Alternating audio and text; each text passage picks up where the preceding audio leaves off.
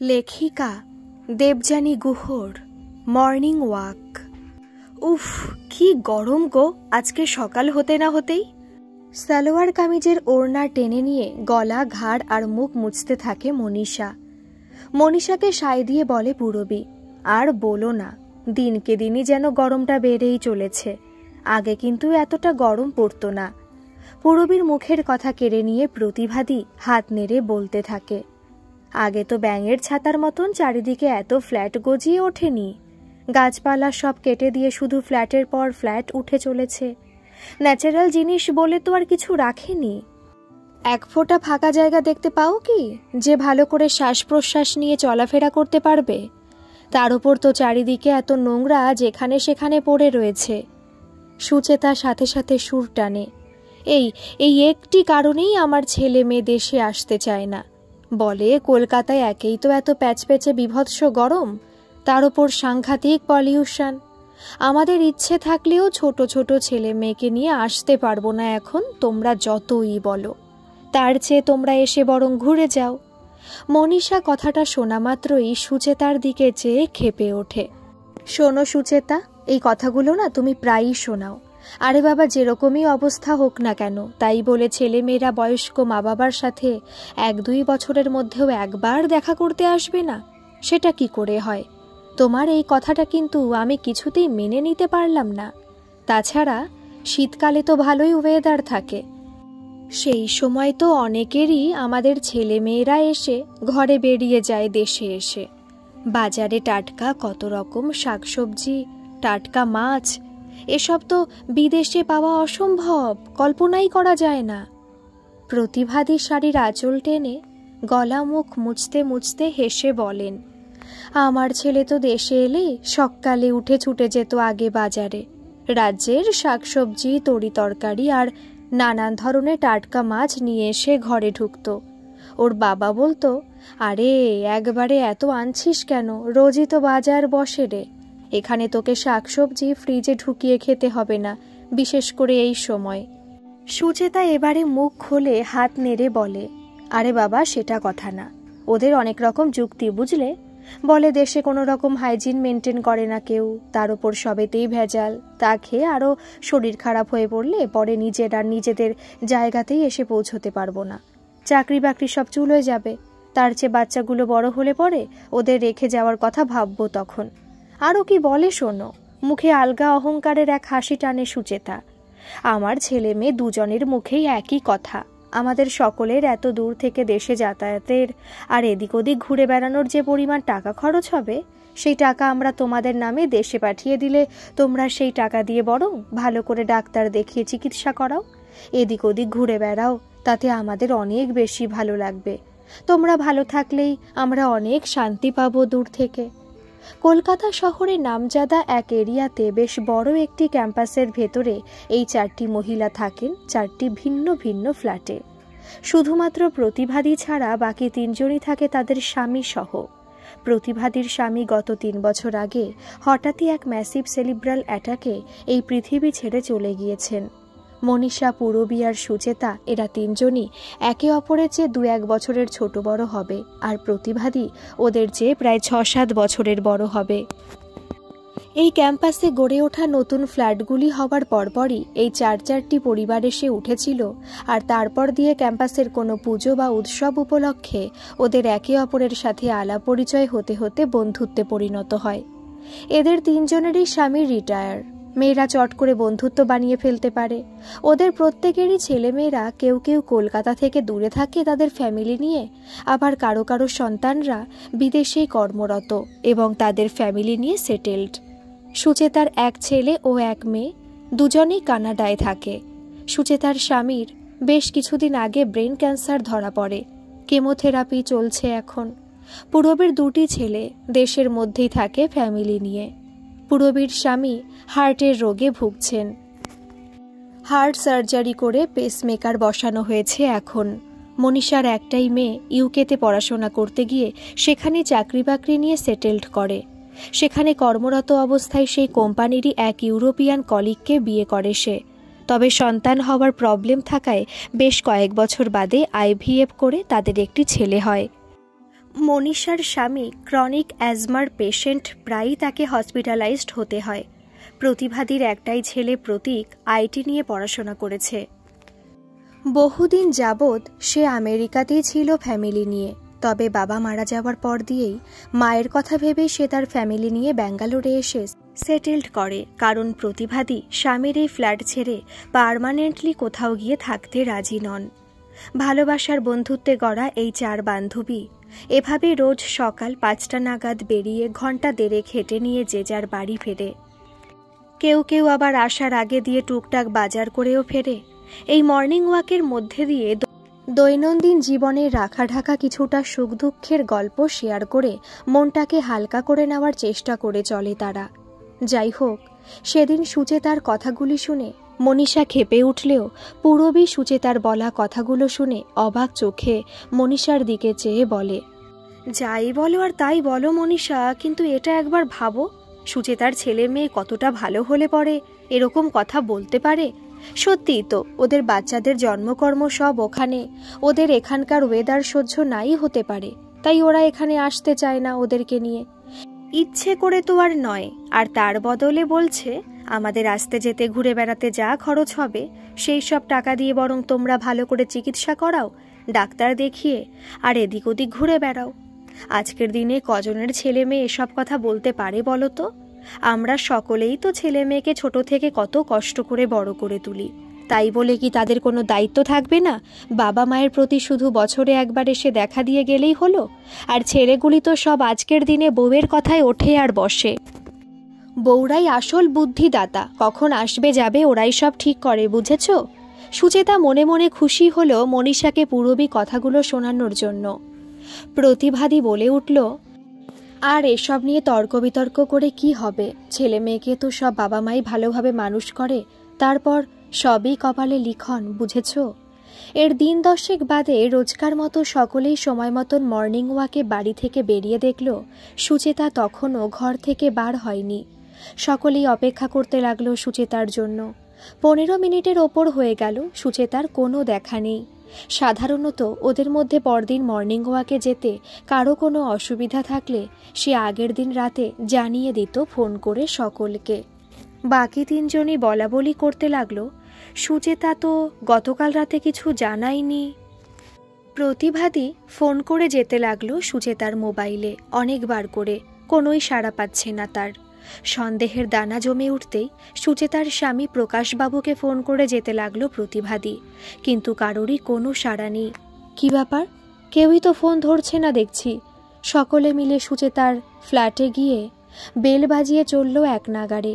না, কোনো সাড়া নেই ভেতর থেকে। সাথে সাথে প্রতিভাদি ওদের কথা মতো ক্যাম্পাসের দারোয়ানদের ডাকলো আর দরজা ভাঙতে বলল। দারোয়ানরা দরজা ভাঙতেই ওরা ছুটে গেল সব সুচেতাদের বেডরুমে। আর যে দৃশ্য দেখল তাতে বিশাল জোরে ধাক্কা খেয়ে উঠল ওরা সকলে। প্রকাশবাবু বেহুশ হয়ে বিছানায় পড়ে রয়েছেন, আর ওনার পায়ের নিচে কুঁকড়ে পড়ে রয়েছে সুচেতা অসাড় অবস্থায়। বিছানার একপাশে ছিটকে পড়ে রয়েছে ঘুমের ওষুধের খালি শিশি ও বড় একটা জলের বোতল।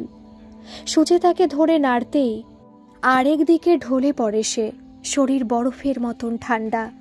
জোরে চিৎকার করে কেঁদে ওঠে সুচেতার মর্নিং ওয়াকের বাকি 3 বান্ধবীরা একে অপরকে জড়িয়ে ধরে। দারোয়ানের মুখ থেকে খবর পুরো ক্যাম্পাসে ছড়িয়ে পড়ে। লোকজনের ভিড় বাড়তে লাগে। ডাক্তারকে খবর দেওয়া হয়। ডাক্তার এসে চেক করে খবর দেয় ওরা স্বামী স্ত্রী দুজনেই ঘন্টা 4 আগে মারা গেছেন। প্রকাশ সেন মারা গেছেন নিজের অসুস্থতার কারণে, আর ওনার স্ত্রী মারা গেছেন তার আধ ঘন্টার মধ্যেই ঘুমের অতগুলো ওষুধ খেয়ে নিয়ে। ডেথ সার্টিফিকেট দিয়ে ডাক্তার চলে গেলেন।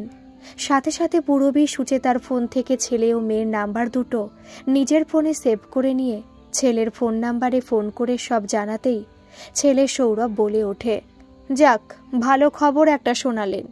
একদিক দিয়ে তো খুব ভালো হয়েছে, এরপর থেকে মায়ের ঘ্যান ঘ্যানানি আর কান্নাকাটি শুনতে হবে না।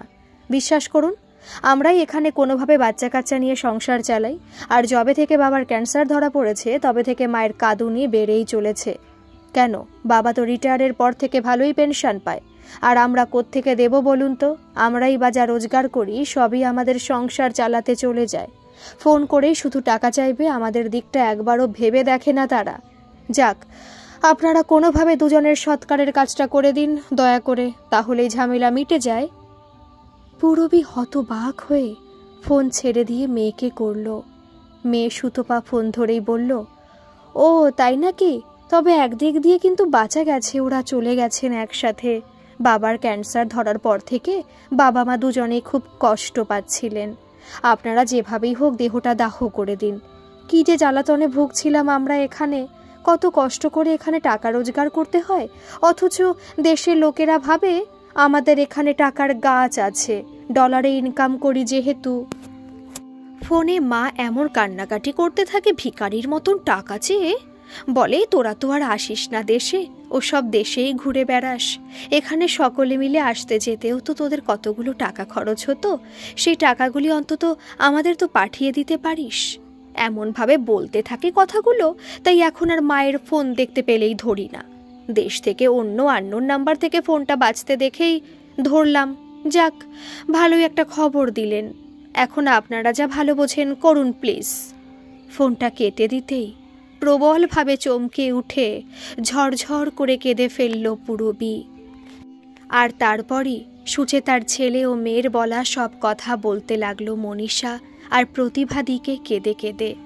ওরাও প্রচণ্ড অবাক হয়ে পূরবীর কথাগুলো শুনতে থাকে জল ভরা চোখ নিয়ে। মনীষা কেঁদে ফেলে বলে, কি পরিমাণ মানসিক কষ্ট সহ্য করতে করতে সুচেতা এভাবে চলে গেল। সাথে সাথে প্রতিভাদি আঁচল দিয়ে চোখ মুছতে মুছতে বলে উঠল, নিজের রক্তের ছেলে মেয়ের কাছ থেকে এরকম নিষ্ঠুর ব্যবহার, এতখানি আঘাত আর আচরণ শেষ জীবনে পেতে হবে ভেবে উঠতে পারেনি সে। বাইরের লোকের কাছে লজ্জায় দিনের পর দিন মিথ্যে বলতে বাধ্য হয়েছিল সুচেতা, তাই প্রকাশবাবুর সাথে সাথে নিজেও চলে গেল সে। ক্যাম্পাসের লোকজনের এসে সব ভিড় করতে লাগলো। ছেলে মেয়ের কথা জিজ্ঞাসা করতে প্রতিভাদি বলল, ওরা এখন আসতে পারবে না কেউই, ওদের কি সব প্রবলেম আছে আসার, তাই আমাদেরকেই সব করে নিতে বলল। দুটো বডি শ্মশানে একসাথে নিয়ে যাওয়া হলো। এরপর খুব ছোট আকারে শ্রাদ্ধ শান্তির কাজও সম্পন্ন করা হলো। এরপর সে ফ্ল্যাটে তালা পড়ে গেল। মাঝখান দিয়ে প্রায় একটা বছর কেটে গেল। ধীরে ধীরে সুচেতার কথাও একদিন সব ভুলতে বসল। কারো জন্য কোনো কিছু তো আর থেমে থাকে না। 3 বান্ধবীর মর্নিং ওয়াকও যেমন চলার চলতে লাগলো।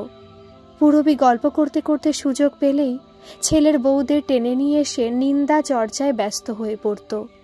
মনীষা বিরক্তি প্রকাশ করে ওঠে একদিন, তোমার ছেলে বৌমারা তো মাঝে মধ্যে আসা যাওয়া করে, আর তোমরাও তো যেতে আগে প্রায়ই, এখন সুভাষদার শরীরটা ভালো নয় বলে খুব একটা যাও না দেখি।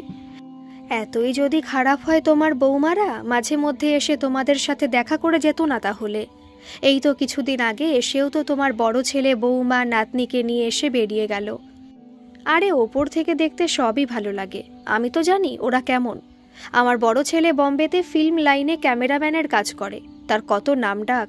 আর বউ কোথায় একটা কি সামান্য কাজ করে, তাই কি দাপট, কথায় কথায় অর্ডার করে চলে সে। ওদিকে ছোট ছেলে দিল্লিতে এক নামকরা ব্যাংকে কাজ করে, আর তার বউও কি একটা ছোটোখাটো ফ্যাক্টরিতে কাজ করে সেখানে। আর তাই কি দেমাক, তার সামান্য মতের মিল না হলেই গলা বাজিয়ে ছেলের সাথে শুধু ঝগড়া করবে। এদিকে বাচ্চা কাচ্চাও হয়নি, এতদিন হয়ে গেল, শুধু দামি দামি জামা কাপড় আর সাজগোজ করে ঘুরে বেড়ানো। আমার ছেলেগুলোকে সত্যি কপাল করে পেয়েছে ওরা, বাড়ি ফিরে রান্নাবান্না সব ওরাই করে। কেন? ছেলে ও বউ দুজনেই চাকরি করে যখন, তখন একটা তো রান্নার লোক রাখতে পারে। মনীষার কথায় ঠোঁট বেঁকিয়ে ওঠে পূরবী। তুমিও যেমন, পয়সা বাঁচাতে হবে না, রান্নার লোকও রাখতে দেবে না, আবার নিজেরাও কিছু করবে না, শুধু বসে বসে আমার সাধাসিধে ছেলেগুলোর দোষ ধরবার জন্য বসে আছে। এতক্ষণে প্রতিভাদি মুখ খুললেন। তোমার ছেলেরা তো নিজের পায়ে দাঁড়ানো, ভালোই রোজগার করে শুনছি, তবে কেন বউদের ভয়ে এত জুজু হয়ে থাকে যেখানে বউরা তেমন কিছু করে না? এটা ঠিক মানতে পারলাম না, যতই তুমি বলো। পূরবী প্রতিভাদির কথায় থতমত খেয়ে উঁচু গলায় বলে, আরে বলবেটা কি, এমন ঝগড়া অশান্তি শুরু করে দেবে যে বাড়িতে কাকপক্ষীও বসতে পারবে না। সেই জন্যই তো এখন আর আমাদের ছেলেদের বাড়ি যেতেও ইচ্ছে করে না। এর বেশ কিছুদিন বাদেই সুভাষবাবু মারা গেলেন হঠাৎ করে এক ম্যাসিভ হার্ট অ্যাটাকে। খবরটা পেয়ে 2 ছেলে বউরা ছুটে এলো সেদিনই রাতে। সেখানে ঘরভর্তি অন্যান্য লোকজনদের সাথে প্রতিভাদি আর মনীষাও উপস্থিত ছিল। পূরবীর ছেলেদের দুই বউই পূরবীকে জড়িয়ে ধরে কেঁদে কেঁদে বেশ কিছুক্ষণ ধরে সান্ত্বনা দিয়ে চলল। তারপর বাইরের লোকজন যারাই আসছে তাদেরকে দেখভাল করা, আতিথেয়তা, লোকজনের সাথে কথাবার্তা বলে শোক প্রকাশ করা, কোনো কিছুরই কোনো রকম ত্রুটি দেখতে পাচ্ছিল না মনীষা আর প্রতিভাদি। হা হয়ে অবাক চোখে দেখে চলছিল ওরা দুই বউকে। পূরবীর অভিযোগের সাথে কোনো রকম মিলই খুঁজে পাচ্ছিল না তারা। আরেকদিকে পূরবীর ছেলেদের দেখতে পেল আরেক ঘরে বসে দুই ছেলে তাদের বন্ধু বান্ধবদের সাথে বসে আড্ডা মেরে চলেছে। বাবাকে দাহ করে এসে আর কোনো নিয়মকানুনই মেনে চলছে না তারা। আরও বলে চলেছে আত্মীয় স্বজনদের সামনে, এসব করলে কি বাবা আবার ফিরে আসবে? ওদিকে বউ দুটো হিমশিম খেয়ে চলেছে অতিথি আপ্যায়ন করতে করতে। কিছুক্ষণ বাদে ঘরটা একটু খালি হয়ে উঠতেই মনীষার প্রতিভাদি উঠে যাওয়ার কথা বলতেই বড় বউ সহেলি বলে ওঠে, না না, আপনারা আরেকটু বসুন, আপনারা মায়ের মর্নিং ওয়াকের বন্ধু, অতি কাছের মানুষ, একটু চাটা খেয়ে গল্প করে যাবেন। আপনাদের সাথে তো কথা বলারই সময় করে উঠতে পারছি না। অনেক জোড়াজুড়িতে মনীষার প্রতিভাদি আর একটু বসল। ছোট বউ মোহিনী এসে বলল, জোর করে মাকে একটু শরবত খাওয়ানো গেল, আর কিছুই খেতে চাইছেন না উনি, এখন একটু ঘুমোচ্ছেন। দুই বউ পাশে এসে বসতেই মনীষা বড় বউ সহেলির দিকে চেয়ে জিজ্ঞাসা করে উঠল, তোমরা তো বম্বে থাকো, তা এত তাড়াতাড়ি প্লেনে টিকিট পেয়ে চলে আসতে পেরেছ? এটা সত্যিই খুব ভাগ্যের কথা। কি বম্বে থাকি কে বলেছে আপনাদের? আমরা বাটানগরে থাকি, আপনারা হয়তো ভুল শুনেছেন। দুই বউ করুণ চোখে হেসে ওঠে।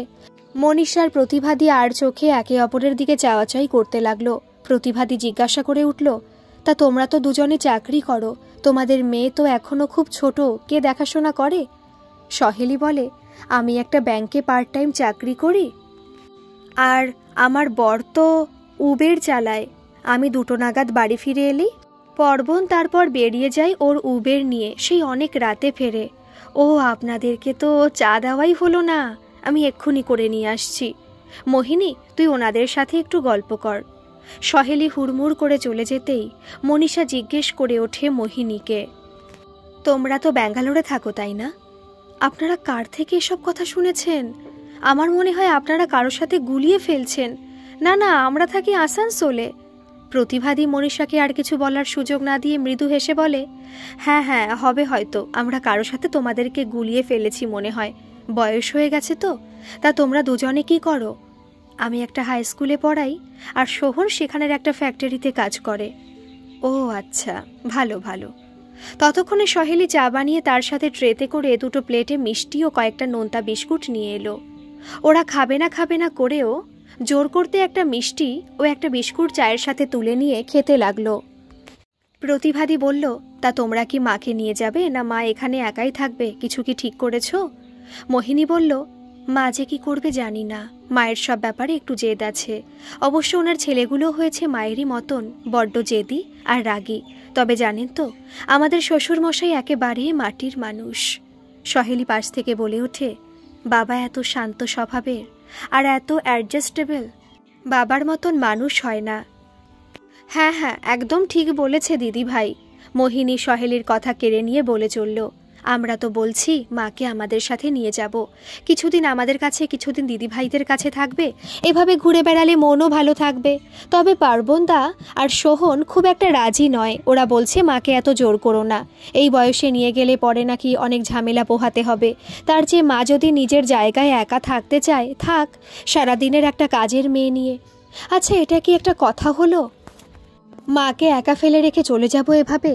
যেটা সকলে মিলে আলাপ আলোচনা করে ভালো বুঝবে করো, এই ব্যাপারে আমরা তো বাইরের লোক, আমরা কি বলবো বলো? প্রতিভাদি কথাটা বলে মনীষা আর প্রতিভাদি চা খেয়ে উঠে পড়ল।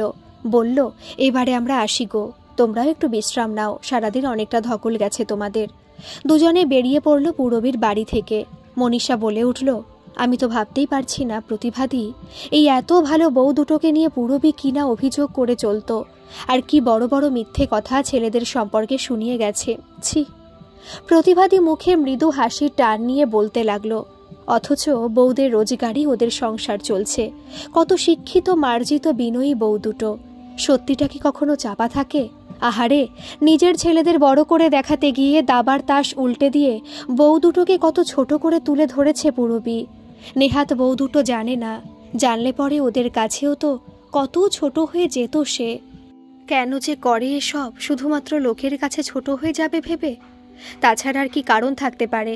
সুচেতা না হয় নিজেরই রক্তের ছেলে মেয়ের কাছ থেকে এতখানি নির্দয় অস্বাভাবিক আঘাত সহ্য করতে না পেরে শেষ পর্যন্ত আত্মহত্যার পথ বেছে নিতে বাধ্য হয়েছিল, আর পূরবী সেখানে তার নিজের রক্তের ছেলেদের বড় করে দেখাতে গিয়ে পরের ঘরের মেয়ের নামে মিথ্যে বদনাম করে এতখানি অভিযোগ করে চলছিল এতদিন ধরে।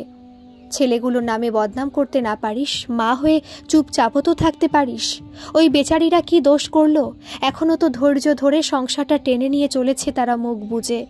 এই ব্যাপারে পূরবীর কপাল অনেক ভালো যে এত ভালো বউ পেয়েছে আজকের দিনে। মনীষা পূরবীর ওপরে ক্ষেপে গিয়ে রাগের ঝাল মেটালো। কদিন বাদে শ্রাদ্ধ শান্তির কাজকর্ম মিটে গেলে ছেলের বউদের অনুরোধে পূরবী তাদের ফ্ল্যাটটাকে ভাড়া দিয়ে ওদের সাথে চলে গেল। যাবার আগে দিয়ে তার মর্নিং ওয়াকের দুই বান্ধবীর সাথে দেখা করতে এসে বলল, ছেলেরা এত জোরাজোরি করলো, শেষ পর্যন্ত যেতে রাজি হলাম। মর্নিং ওয়াকের আরেক বন্ধু চলে যাওয়ার পর বাকি দুই বন্ধু মনীষা আর প্রতিভাদি কদিন পর থেকে আবারও মর্নিং ওয়াকে বেরোতে শুরু করলো। এর কয়েক মাসের ভেতরেই মনীষার একমাত্র মেয়ে তুহিনা ও তার ইউরোপিয়ান বর রবার্ট তাদের 6 মাসের ছেলেকে নিয়ে এলো দেশে ছেলের অন্নপ্রাশন করবে বলে। সাধারণত প্রতি বছর তুহিনা একা এসেই দেশে ঘুরে যায়। এতদিন বাদে নাতি হওয়াতে মনীষা তীব্র খুশিতে ডেট ঠিক করে আত্মীয় স্বজন, বন্ধু বান্ধব, জানাশোনা যত লোক আছে সকলকে ইনভাইট করে বসল সে। এক বড় হোটেলে দিনের বেলায় আয়োজন করা হলো। একে একে সময় মতন লোকজন আসতে শুরু করে দিল। তুহিনা আজ লেহেঙ্গা পরে দারুণ সেজে তার ফুটফুটে ছেলে তোতনকে সিল্কের ধুতি পাঞ্জাবি ও মুকুট পরিয়ে সাজিয়ে নিয়ে এসে কোলে নিয়ে পুরোহিতের সামনে এসে বসল। তার পাশে তার হাজবেন্ড রবার্ট দারুণ কাজ করা একটা তসর সিল্কের পাঞ্জাবি চুড়িদারের সাথে পরে নিয়ে এসে বসল। ওদের তিনজনকে দেখতে এত সুন্দর লাগছিল, এত মানিয়েছিল, চারিদিক থেকে শুধু ফটোর পর ফটো উঠে যেতে লাগলো। পুরোহিত মন্ত্র পড়ে চলেছে। এত লোকজন দেখে তোতন মাঝে মধ্যে কেঁদে উঠছে। এরপর বড় এক থালায় 10খানা বাটিতে 10 পদ সাজিয়ে মনীষা তুহিনার সামনে এনে রাখল ছেলেকে খাওয়াবে বলে। তুহিনার আরেক পাশে আরেকটা আসন পাতা রয়েছে। পুরোহিত পুজো পাঠ হোমযজ্ঞ সবকিছু সমাপ্ত করে বলে উঠল, মেয়ের ভাই বা দাদা যে আছে ডাকুন, তাকে শিশুটির মুখে তো ভাত দিতে হবে এবারে। মনীষার স্বামী ঋত্বিকবাবু সেখানেই দাঁড়িয়েছিলেন মনীষার পাশে। মনীষা হেসে বলে ওঠে, ও আমার একটি মাত্র মেয়ে, কোনো ভাই বা দাদা নেই, তাই ওর বাবা মানে তোতনের দাদু ওকে আজ ভাত খাওয়াবে। ঋত্বিকবাবু সামনে রাখা আসনের দিকে এগিয়ে আসতেই তুহিনা চেঁচিয়ে ডেকে উঠল, বাপি, বাপি, কোথায় তুমি? তোমাকে বলেছি না এখানে এসে দাঁড়িয়ে থাকতে? তোমার নাতিকে আজ ভাত খাওয়াতে হবে তোমাকে। কি হলো, কোথায় তুমি? অপরেশ লাহিড়ী ভিড়ের মাঝে দাঁড়িয়ে চুপচাপ দূর থেকে দেখে চলছিল সব। মেয়ে এত জোরে ডেকে ওঠায় ধীরে ধীরে ভিড় ঠেলে একেবারে সামনে এসে দাঁড়ালো। তুহিনা রেগে বলে উঠল, ও বাপি, তোমাকে নিয়ে আর পারা গেল না।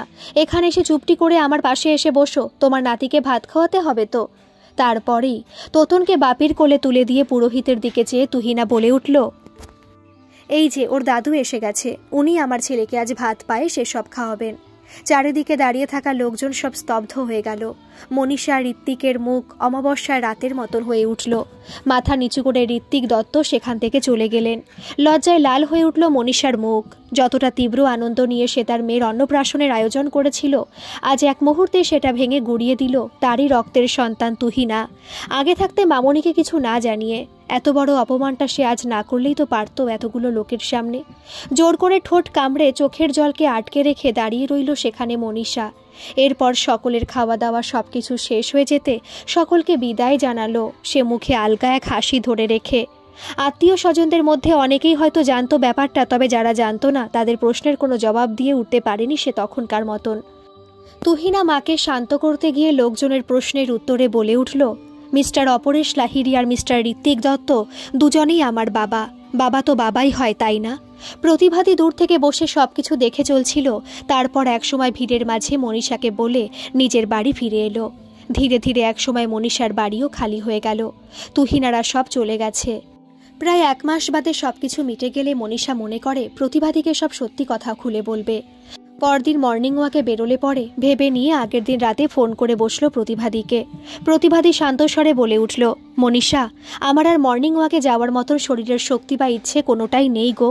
বয়স তো কম হয়নি, বরং এই বয়সে ঘরে বসে সামান্য যোগা, প্রাণায়াম ও জপ তপ করে বাকি জীবনটা কাটিয়ে দেব ভাবছি। যে কটা দিন বেঁচে আছি এই নিয়ে তুমি কিছু মনে করো না, বলে ফোনটা রাখতে যেতেই মনীষা জোরে বলে উঠল, প্রতিভাদি তুমি অন্তত আমাকে ভুল বুঝো না। আমি বলতে যেতেই প্রতিভাদি ওকে থামিয়ে বলে উঠল, মনীষা তুমি কোনো ভুল করনি, এই ভুল করতে আমাদের বাধ্য করাচ্ছে আমাদের আজকের এই আধুনিক সমাজ। মর্নিং ওয়াকে না বেরোলে হয়তো এই এক্সপেরিয়েন্সটা আমাদের হতো না। ভালো থেকো। প্রতিভাদি ফোনটা কেটে দিলেন। মনীষা তখনও ফোন হাতে ভেবে চলেছে, এই মর্নিং ওয়াকের বন্ধুত্বটা ভেঙে গেল আজ আমাদের নিজেরই দোষে। প্রতিভাদি ঠিক কথাই বলেছে, এই আধুনিক সমাজের সাথে তালে তাল মেলাতে গিয়ে আমরা আজ নিজেদের নৈতিক চরিত্রটাকে হারিয়ে ফেলেছি। গল্পটি কেমন লাগলো অবশ্যই কিন্তু কমেন্ট করে জানাবেন। ভালো লাগলে প্লিজ একটা সাবস্ক্রাইব করে দেবেন। ধন্যবাদ।